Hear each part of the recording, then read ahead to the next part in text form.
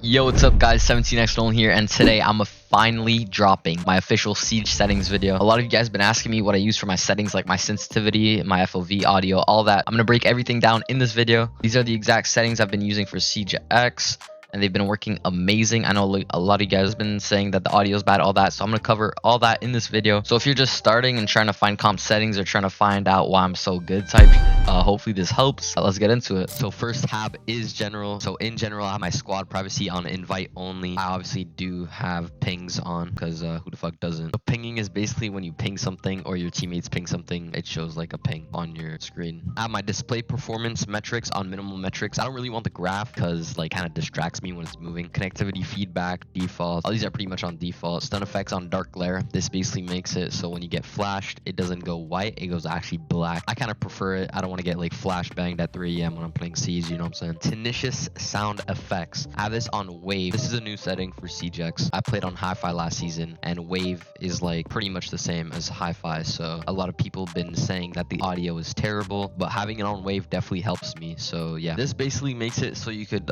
go from a Valkyrie cam all the way to a normal cam just by clicking through. Diffuser pickup, I have this on both. This makes it so like I could click to pick up the diffuser, or if I just walk over it, it'll automatically pick it up. Visible throw trajectory. So this is very important. Basically, it shows you where your flash is going to land, or like any utility basically. So if I throw a flash, it's going to show me a line and where it's going to land. Very helpful, very important. Drone after prep phase, I have this on manual. Pretty much what it does is if I'm in prep phase and I'm droning around, when the action phase starts, I stay on my drone. If I have this on automatic, it'll automatically get me off the drone, which is bad because like for example, someone's shooting at my drone, prep phase ends, he just gets my drone. Match replay, I have this on. I like watching my replay sometimes when I have a good game, bad game, see what I did. Text channel, I have this on all so I could see what the other team is typing, what my team is typing. And then for crossplay communication, I just have this off. This is not really important. So yeah, that's my general settings. Let's go to HUD settings. So for HUD presets, I have this on custom. So compass obviously on. When I stream, I have this off though. It sort of clears the display a little bit. Yeah, when I'm playing ranked and stuff, very important to have on. Loadout, this basically shows your loadout, right? What guns you have in your loadout. I have this on obviously. Loadout inputs, that's like if I want my main gun, I gotta click 1. If I want my secondary, gotta click 2. So that's just gonna show like the bind. I have this off here for health. I have this on number only. Shows a number. That's all I really need. Under health, everything is on. These are not too important. Now in reminders, action reminders, I have this on default. Action reminder opacity 100. This doesn't really matter. Action duration bar on. Reload reminder on. This basically shows you when you have like 2 bullets left, you gotta fucking reload, not sell the game. So yeah, very important.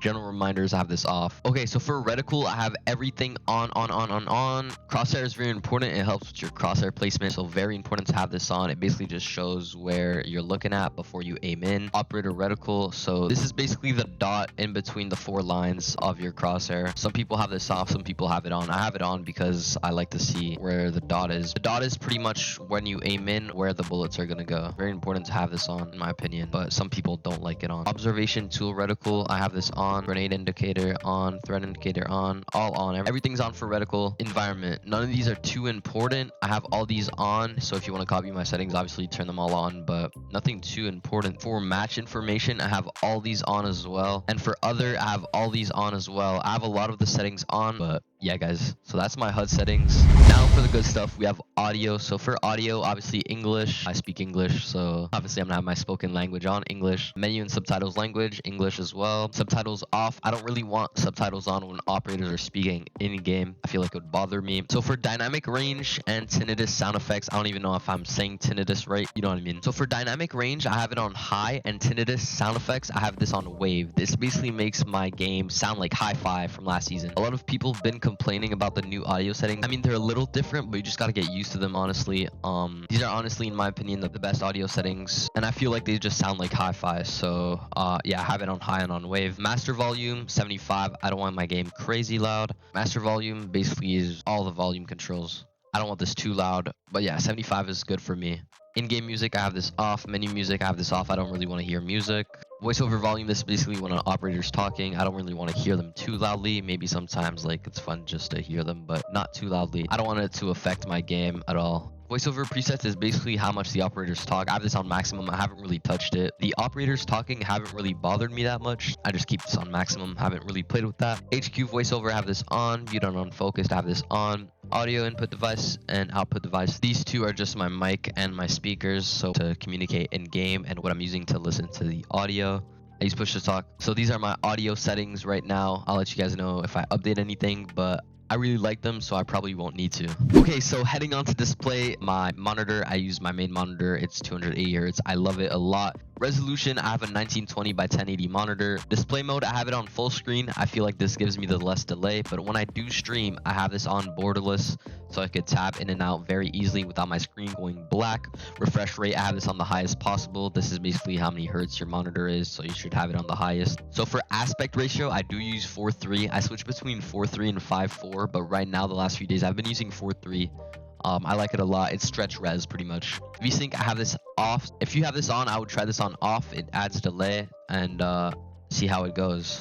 FPS limit, I have this off. Widescreen letterbox, I have this off. Widescreen letterbox basically makes your game have black bars on the top and the bottom.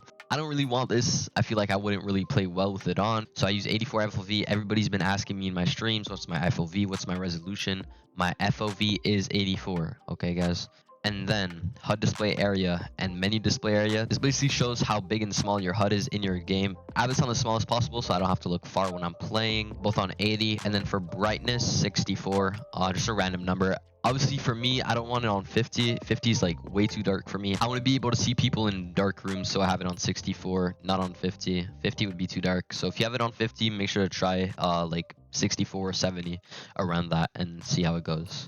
So for graphics, I have NVIDIA Reflex Low Latency. I have this on plus boost. I've been playing it on plus boost since I started playing Siege. I feel like it's the best for me. It makes your input delay the lowest possible. So yeah, on plus boost. So for overall quality, I have everything on low except for LOD quality and shadow quality. So pretty much LOD quality is how far you could see like the small details. Yeah, a lot of pros have this on the highest. I'd say it doesn't really help me, but it's just nice to have on. And then for shadow, I have it on ultra. A lot of people have it on medium thinking it's good enough, but ultra is actually insane. It's so overpowered.